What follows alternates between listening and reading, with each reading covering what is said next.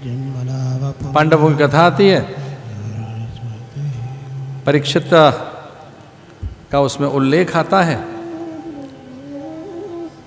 उत्तरा के गर्भ से परीक्षित टेस्टेड, मतलब परीक्षित का अर्थ है जिसकी परीक्षा हो गई। अब चूंकि परीक्षा हो चुकी है, अब वो सर्वगुण संपन्न है, अब वो अधिकारी है, इस कारण उसके जीवन में भागवत का प्रवेश होता है। भले ही कारण वो मृत सर्प का विभांडक ऋषि के गले में डालना हो, लेकिन मूल तो यही है। आज की कथा में एक अलग तरह की बात हमने कही है कि आपके जीवन में अचानक कहीं अपयश है, अपमान है, दुरावस्था है, अथवा अभाव है, या अल्पता है, या कोई न्यूनता है, या कुछ भी जो ऐसा है जिसे आप एडवर्स कह रहे हैं, या कुछ ऐसा कह रहे हैं बड़ा ऑड है, वो सही नहीं है, तो उसके साथ एक और संभावनाएं हैं अच्छा होने की, क्योंकि जीवन अंतहीन संभावनाओं का नाम है। उसमें एक नहीं अनेक संभावनाएं हैं। दूसरी बात जो ध्यान से सुनने की है, जीवन में चुनौतियां आएंगी तो नए अवसर लेकर आएंगी, बस इतना ही याद रखना है। जीवन में चुनौतियां आएंगी तो नए अवसर लाएंगी, नया अनुसंधान करोगे, नई गवेषणा होगी, नए प्रयोग होंगे, नवाचार होगा, नूतन सृजन होगा। नहीं तो ऐसे ही बैठे रहो। अचानक सूरज आता है, और भारत का तो पहले संस्कार था, अब तो पता नहीं किस तरह के हमारे घर बन गए हम सबके, लेकिन ये भारत का पुराना संस्कार कि सूरज आया, आंखें खुली और आदमी ने झाड़ू उठाई और अपने घर का कचरा साफ किया। ये पहला संस्कार था भारत के लोगों का। इसका अर्थ है सूरज तो आया है, उमंग तो आई है, प्रकाश तो आया है, लेकिन वो यही बता रहा है कचरा पड़ा है।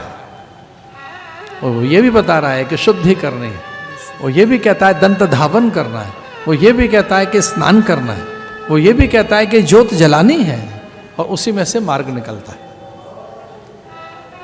बहुत अलग तरह की आनंद की अनुभूतियां हैं जगन्नाथ धाम में। पॉजिटिव क्यों रहना चाहते हैं आप? इसका अर्थ मुलम्मा चढ़ा रहे हैं ठीक ठाक होने का, है नहीं ठीक। पॉजिटिविटी खींच के कहां से ला रहे हो? यथार्थ में रहिए, सत्य में रहिए, जो है आप वही रहिए, ऐसे ही स्वीकार करो। ऐसा चेहरा है हमारा, ऐसा जीवन है, ऐसी वस्तुएं, इसको ऐसे स्वीकार करो ना कि ये मेरा प्रारब्ध है। अपने को स्वीकार कीजिए कि यही मेरा प्रारब्ध है और इसे बड़ा बनाया जा सकता है। झूठ का आवरण मत चढ़ाइए, इसे कहेंगे यथार्थवादी रहिए, और जीवन का सुख उसी को मिलता है जो यथार्थवादी है, जो यथार्थ के साथ है। कथा में भक्ति ज्ञान वैराग्य प्रसन्न हुए, आत्मदेव नाम के ब्राह्मण की कथा आती है, और उसने कहा धिक धिक, उसका धिक्कार है जिसका यश नहीं, मान नहीं, सम्मान नहीं, उसका भी जीवन धिक्कार है। उस राजा का जिसका राज्य विस्तार नहीं, उस पंडित का जीवन धिक्कार है जिसके पास पांडित्य और पूज्यता नहीं, उस सन्यासी का जीवन धिक्कार है जिसके पास में वैराग्य नहीं, उस स्त्री का जीवन धिक्कार है जिसके पास में शील नहीं, उस पुरुष का जीवन धिक्कार है जिसका पुरुषार्थ नहीं, और बोले गृहस्थी का जीवन धिक्कार है जिसके पास बच्चा नहीं।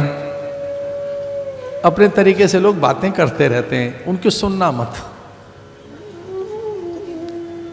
भाई आपके बच्चा नहीं, दूसरों को बच्चा मान लीजिए, दूसरों के बच्चे को अपना।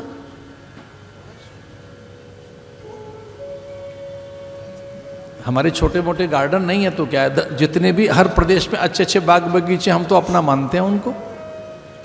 हमें अपने आश्रम में सारी नदियों को कहाँ से बहाऊं? गंडकी मेरी, कृष्णा कावेरी मेरी, महेंद्र तनया मेरी, नर्मदा जो मध्य प्रदेश से बहती हुई निकल के चली जाती है गुजरात में, वो मेरी ही है, वो गंगा मेरी है। ऐसा मानकर जिए कि सब नदियां हमारी हैं। छोटा सा मन रोने लगा, और साधु ने कहा चुप हो भाई, क्यों रोता है? नहीं महाराज, संतान नहीं है मेरे।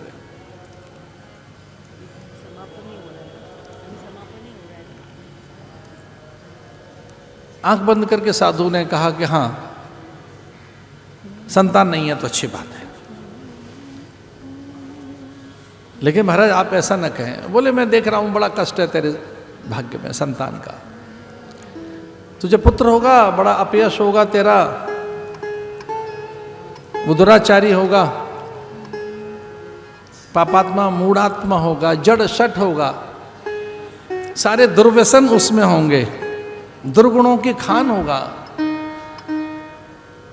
तेरी पत्नी सहन नहीं कर पाएगी इतना दुख, प्राण ही दे देगी, तू भी सहन नहीं कर पाएगा उसके द्वारा अपमान, आत्महत्या करने के लिए बार बार तेरे मन में विचार पैदा होगा, फिर ऐसी संतान भी लेके क्या करेगा। आत्मदेव नाम का ब्राह्मण बड़ा प्रसन्न हुआ, उसने कहा कि इसका अर्थ है मेरे भाग्य में संतान है तभी तो दुख मिलेगा, और संतान दुखी भी दे तो क्या है, दुख दे तो संतान होनी चाहिए।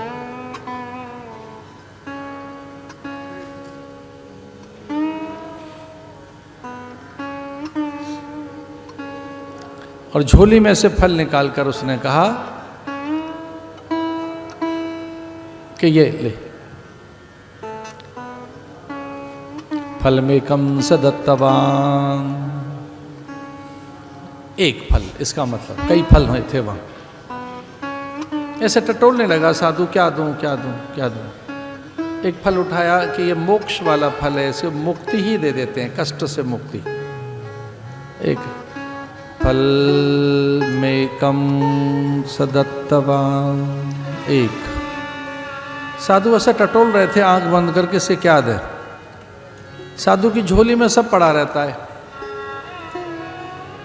क्या दें, तो लगा कि मुक्ति दे दें, आनंद दे दें, आमोद प्रमोद दें, दुख से अलग कर दें इसे। ऐसे टटोल टटोल के क्या क्या देना चाह रहे थे, एक फल उठाया, दूसरा तीसरा, टटोल टटोल कर, अब वो जिद किया जा रहा है ना, मुझे तो बच्चा चाहिए, मुझे तो बच्चा चाहिए। वो कहता है मुझे तो बालक चाहिए।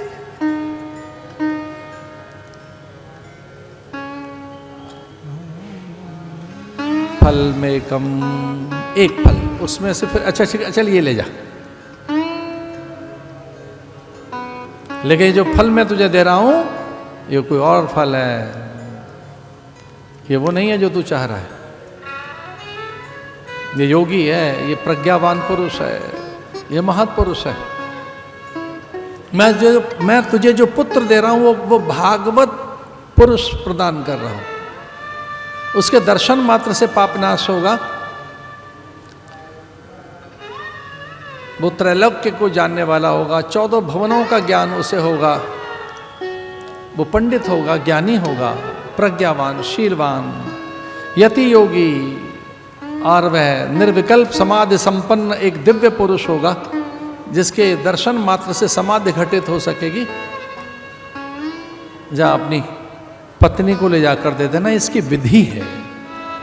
अनर्थम सत्यम साहसम अचौर्यम अनिंदया तपः सुचिता संतोषम शीलम सुव्रतम सुमुखम, ये फल है, ले जा। व्रत कर ले, अपनी पत्नी से कहना थोड़ा व्रत कर लेगी, अच्छा बोलना, सुमुखम। गृहे समालोक्यम फलमेकम सदत्यवान्, अपवचन न कहे, कटु वचन न कहे किसी को, संतोष में रहे।